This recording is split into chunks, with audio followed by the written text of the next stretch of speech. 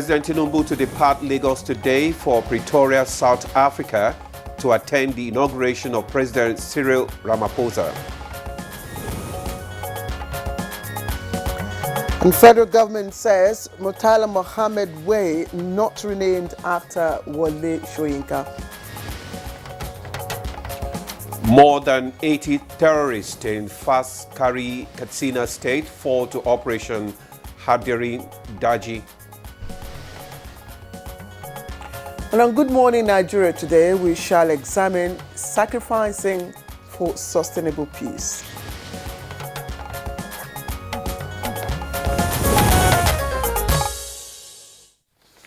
Peace refers to a state of harmony, calmness, and serenity where individuals and groups coexist without fear of violence, conflict, or harm. In Nigeria, in the Nigerian context, peace is a coveted luxury given the country's history of ethnic and religious tensions, political instability, and insecurity. Well, sacrifice in the context of peace, again, means giving up something valuable or precious to achieve a much more significant goal or even benefit. In the pursuit of peace, sacrifice can take many forms, such as compromise, that is, putting aside individual interest or demands for the greater good. Forgiveness, which is letting go of past grievances and hurts to move forward, and service is working selflessly for the benefit of others or the community. All right, sacrifice can also take the form of patience. That means enduring difficult circumstances without having to resort to violence or aggression. Now, dialogue is also another way of engaging in open and honest communication to resolve conflicts peacefully. In Nigeria, peace and sacrifice are intrinsically connected. To achieve sustainable peace, various stakeholders must be willing to make sacrifices, such as political leaders, putting national interest above personal ambitions, ethnic and religious groups, setting aside historical grievances and biases, citizens, embracing diversity and promoting tolerance. And that's not all, military and security forces exercising restraint and respecting human rights. There's also community leaders encouraging and dialoguing, and of course mediating over violence.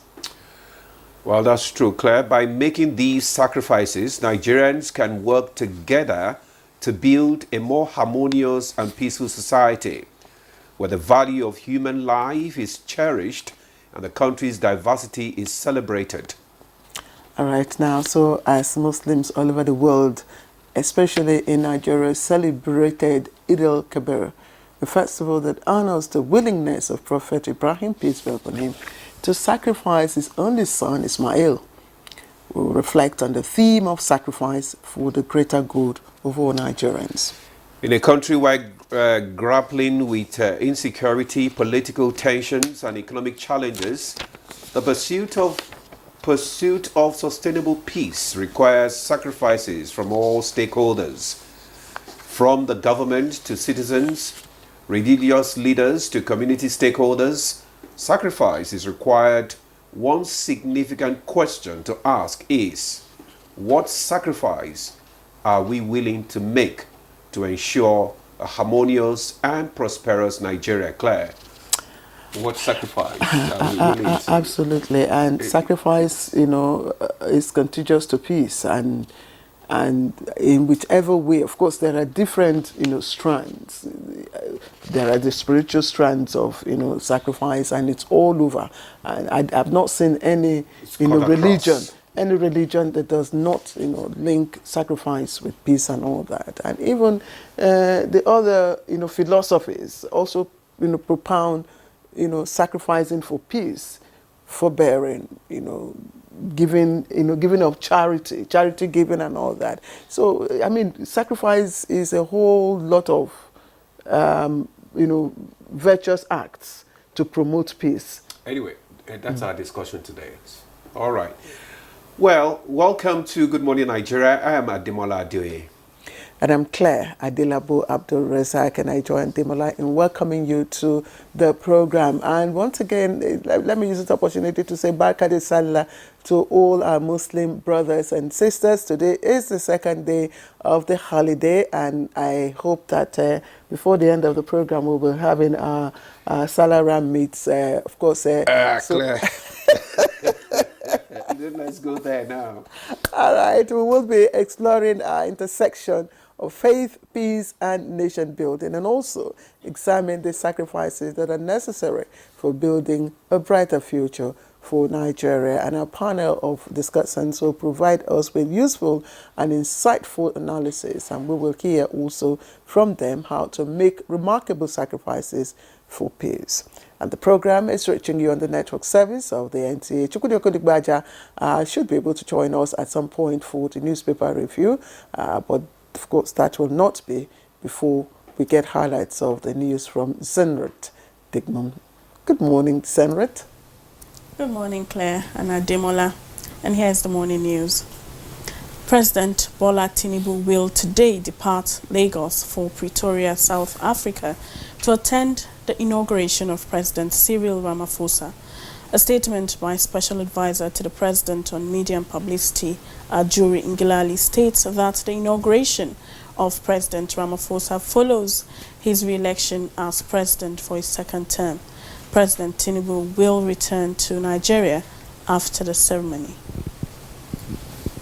Now, the Minister of Information and Communication, and National Orientation rather, Mohammed Idris, has reacted to rumors being circulated that the Murtala Mohammed Expressway in the Federal Capital Territory, Abuja, has been renamed as Wole Soyinka Way.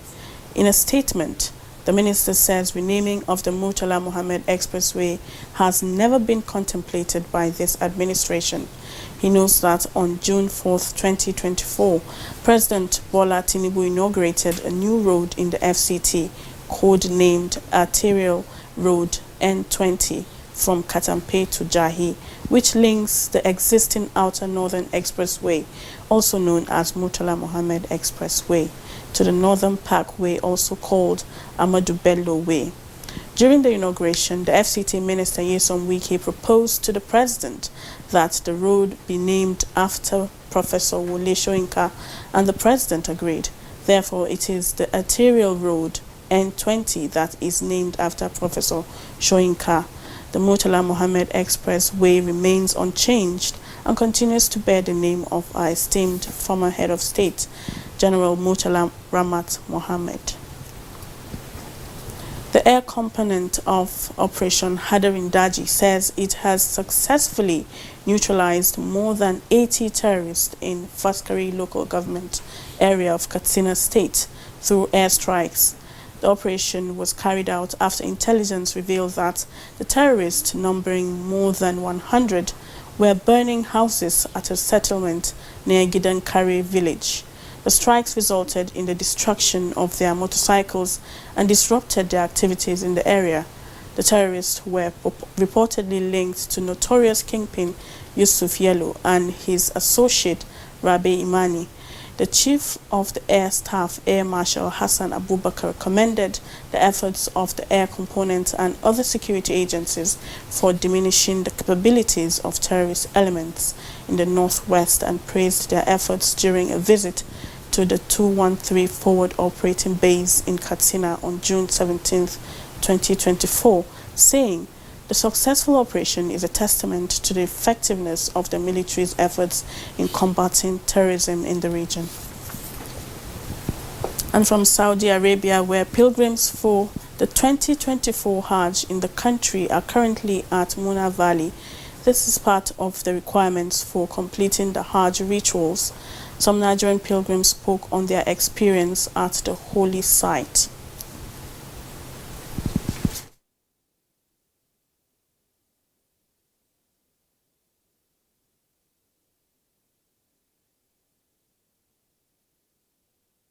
So we work for like 2 to 3 hours.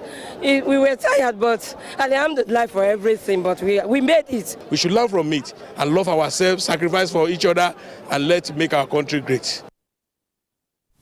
And still from Saudi Arabia, one of the religious practices during Hajj exercise, particularly on the 9th day of Zulhijjah, is removal and replacement of kiswa, also known as the cover of sacred house of Kaaba, adorned in the inscription of Allah.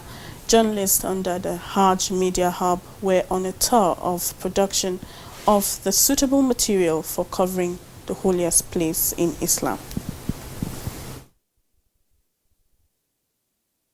I'm so happy to know that the Egyptian cotton is participate in الكسوة. حيث يتم العمل كما سمعنا من القائمين. We have seen that they are almost completing the production of kiswa, usually changed at every Hajj.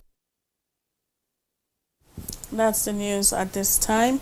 Good Morning Nigeria continues with Ademola and Claire after this commercial break. Stay with us.